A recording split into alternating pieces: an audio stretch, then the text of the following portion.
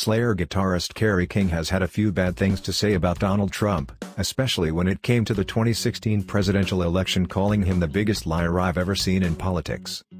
The outspoken guitarist told Rolling Stone, "I'm certainly not a political analyst, but I think that Hillary Clinton is the safe, correct choice.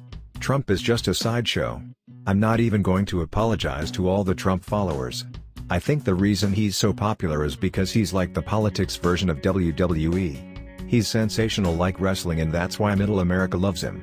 He's the biggest liar I've ever seen in politics. I mean, most of them are liars, but he just outright in-your-face lies."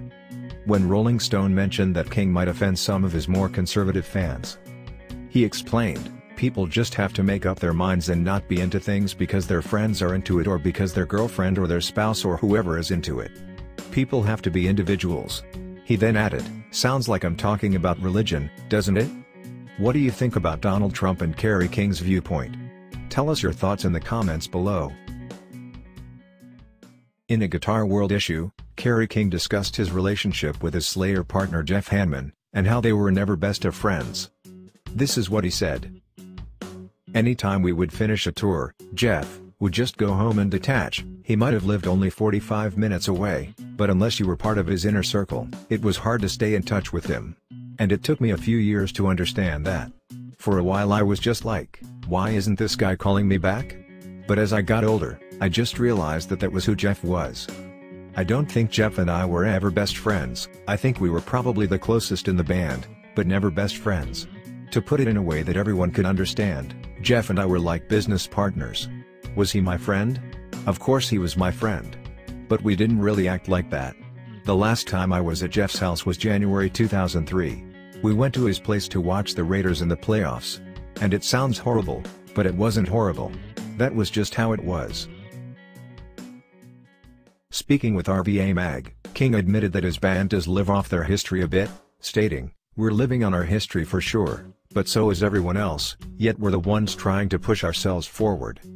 He adds, "I would say Iron Maiden and Metallica, no offense, are living on past success. Metallica has toured forever on the Black record, which a lot of people don't like. I actually like it. It's heavy as can be. Is it Master of Puppets?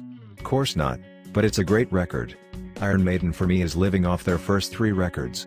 Have they made good songs since then? Yeah, but they haven't made great records.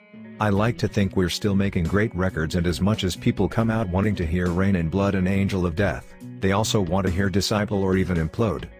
From there, the conversation turned to the state of the record industry.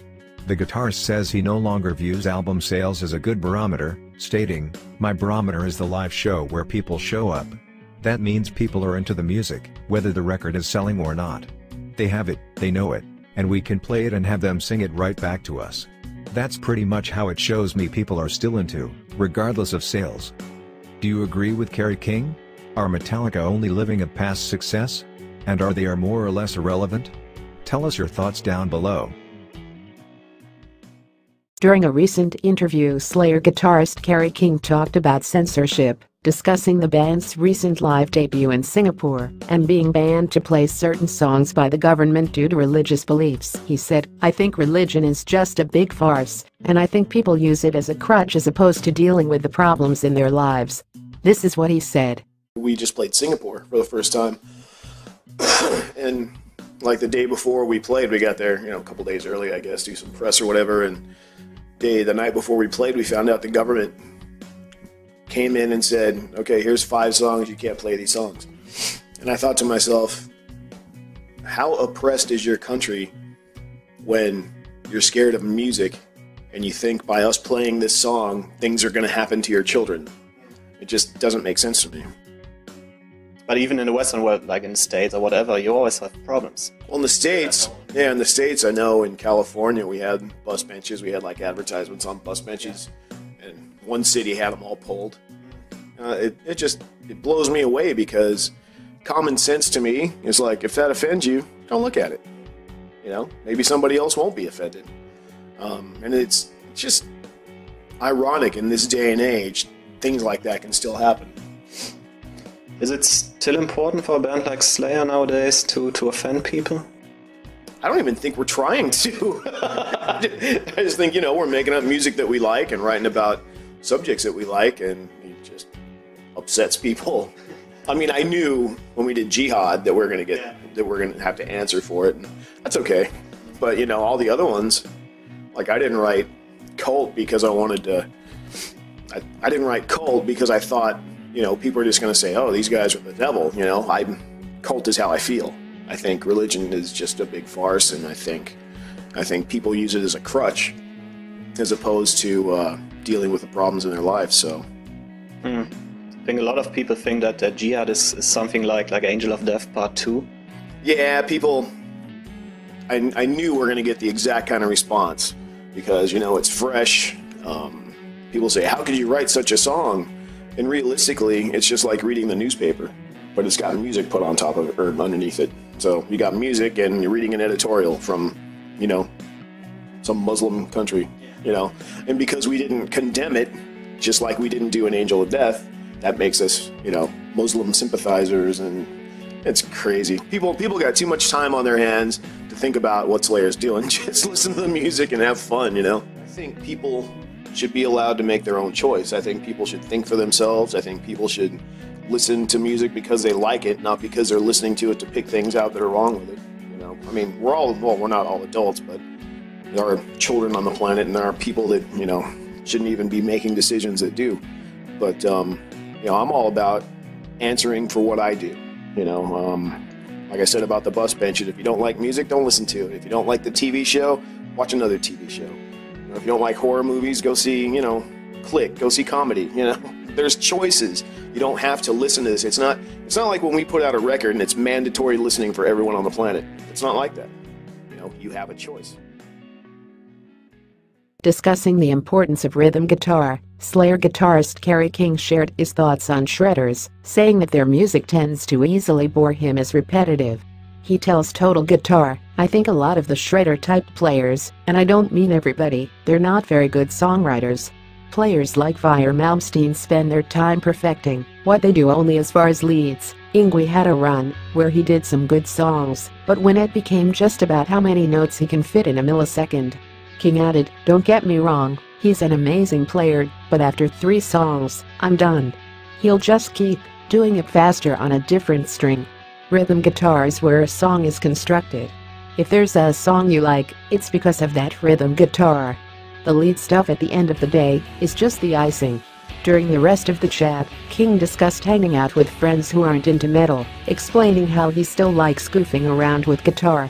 When people come over and want to listen to music most people like, say Michael Jackson or something, I'll go pick up the guitar and learn the one Eddie Van Halen played on.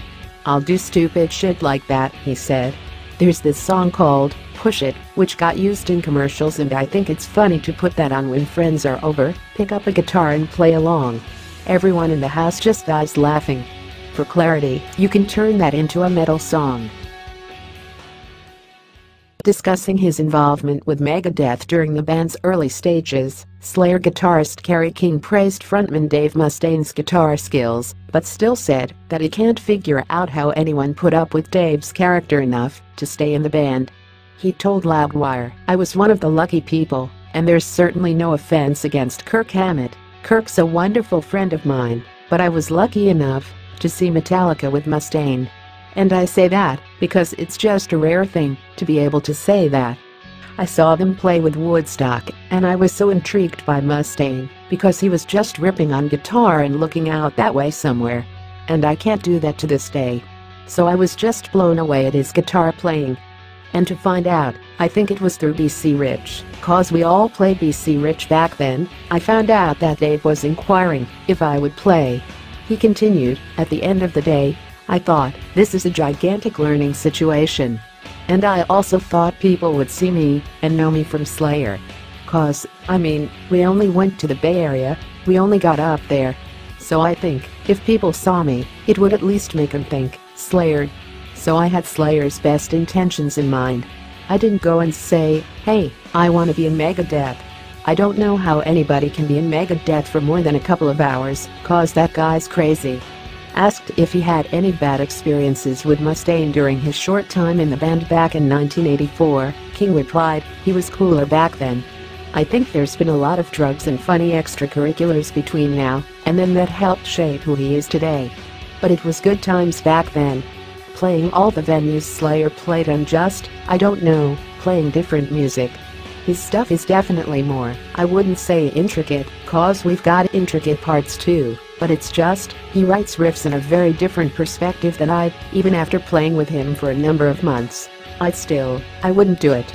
It's just not my style. In a recent interview, Slayer guitarist Kerry King was asked for his opinion of the Swedish occult rockers Ghost, who share management with Slayer and have toured with King's band in the past. He said, "Dude, I love the imagery. I love it. I just hate the fucking music. I like them as people. You know, they've been on many tours with us. I can't get into their music. And I tried. I wanna like them, and I can't. I got their CD from Brian Slagel from Metal Blade. It was when Gary Holt first started playing with us, and I picked up Gary. And I'm like, Brian said, this is awesome, man. So we put it in, going to practice. It wasn't awesome. It wasn't awesome for me. It wasn't awesome for Gary either. I'm like, well, maybe the first song sucks. And we went to the next one. It's just not for me. I know Ghost is hugely popular, and I'm very happy for their popularity. And, like I said, they're the nicest guys you'll ever meet. It's just not my music. And I've tried so hard." Since then, a nameless school from Ghost responded to what Kerry King said, dismissing any bad blood over Kerry King comments. He said, "I don't even think that what he said was negative. He just said that he didn't like the band, that he didn't like the music. And you know, we're not for everybody. We've never tried to please everybody, so I didn't even see the negative element in what he said. It doesn't change my opinion on Slayer. I've been a Slayer fan ever since I was a kid, and I still love several of their records with all my heart. For me, it wasn't changing anything." In a recent interview, Slayer guitarist Kerry King was asked for his opinion of the Swedish occult rockers Ghost, who share management with Slayer and have toured with King's band in the past. He said, "Dude, I love the imagery. I love it. I just hate the fucking music. I like them as people. You know, they've been on many tours with us. I can't get into their music. And I tried. I wanna like them, and I can't. I got their CD from Brian Slagel from Metal Blade.